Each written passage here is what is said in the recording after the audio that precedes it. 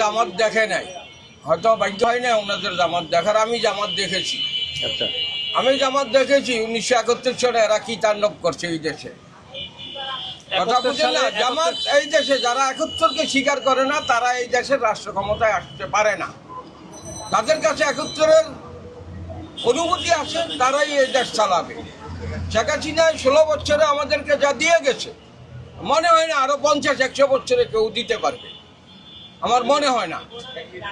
অনেকেই অনেক কথা বলে, আমার অনুভূতি আমি ব্যক্ত করলাম। জি, যা ব্যক্তিগতটাই আমরা জানতে চাচ্ছি। হ্যাঁ, আমার অনুভূতি আমি ব্যক্ত করলাম। Sheikh Hasina she was very good for us. তো আমরা ধরে নিতে পারি যে শেখ হাসিনা আবার দেশের জন্য মঙ্গল করতে পারবে ফিরে আসলে। সেই পারবে একমাত্র, আর কেউ পারবে না। এই ব্রিজ আপনার সামনে, এটা তার আমলে হওয়া। ম্যাটেরিয়াল সে করছে। আমরা এখানে দেখছি এই সময় হাজার হাজার লোক হাইটা যায়, নারী ছেলে মেয়ে এত লোক কাদা দিয়ে হাইটা যায়। আমরা এখানে পয়সা পয়সা তামসা দেখতাম। আজকে আসতে হয় না, আমরা গুলিস্তান থেকে 6 মিনিটে এখানে আসতে পারি।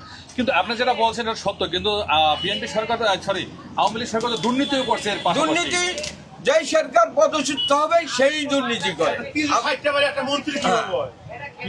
আমি বলতেছি, যেই সরকার পদচ্যুত হয়, ক্ষমতাচ্যুত হয়, তার নামে দুর্নীতির অভিযোগ উঠবেই। আওয়ামী লীগ সরকার উন্নয়নের জন্য ভালো, এটা আমিও আপনার সাথে একমত। বাট তারা যে কিছু কার্যকলাপ করছে দেশে, মানুষ তাদেরকে তো ওই কারণে ভালোবাসেনি। সেটা আমরা শুনি, দেখি না। সেটা আমরা শুনি কিন্তু দেখি না বাস্তবে। তাহলে এই যে জুলাই অভ্যুত্থানটা হলো, তাহলে কি কারণে হলো? সেটা হয়েছে একটা আপনার সন্ত্রাসী হামলা হয়েছে। সেটা কোনো গণ আন্দোলন হয় না। এই দেশের আম পাবলিকদেরকে ভুল বোঝানো হয়েছে। আজকে যারা আন্দোলন, গণ আন্দোলন, আমি বলতেছি যারা গণ আন্দোলন করছে তারা আজকে কোথায়? আজকে কোথায় তারা? আমি আপনার প্রশ্নটাই একটু ঘুরে বলতে চাই যে যদি বাংলাদেশে হাজার হাজার মানুষ রাস্তায় নেমেছে, আমার জনতা কোটি মানুষ নেমে আওয়ামী লীগ সরকারকে উৎখাত করছে, কিন্তু তাহলে তারা কি সবাই সন্ত্রাসী? না না না, তারা বুঝে নাই, তাদেরকে সাপোর্ট দিয়েছে এরা। এখন তারা তাদের ভুল বুঝতে পারছে। আমিও ভুল বুঝতে পারছি, আমিও রোডে ছিলাম।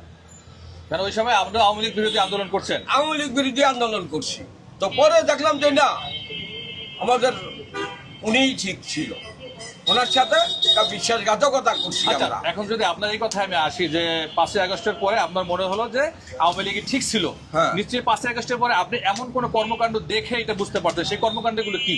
সেইটা আপনার ব্যাখ্যা দিতে পারবো না, আমার কয়েক ঘন্টা লাগবে।